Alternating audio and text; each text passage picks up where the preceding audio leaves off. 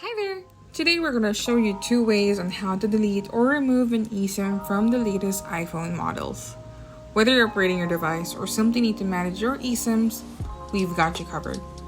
Follow along as we provide a step-by-step instruction on how to make the process quick and hassle-free.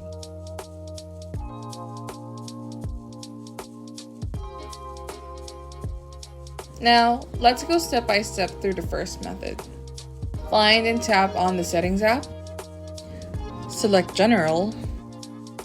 Then scroll down and tap Transfer or Reset iPhone. Tap on Reset. Then select Delete All eSIM. Next, enter the screen password. Then tap Delete All eSIM. Now, let's go step by step through the second method. Find and tap on the Settings app. And tap on Cellular or Mobile Data, depending on your iOS version. You'll see a list of your active eSIMs. Choose the one that you want to delete. Please read carefully the warning before you tap Delete eSIM. Thanks for watching. Please make sure to like, comment, and subscribe. To shop, visit our website at phonedaddy.com, and you can follow our socials below at phonedaddyhq.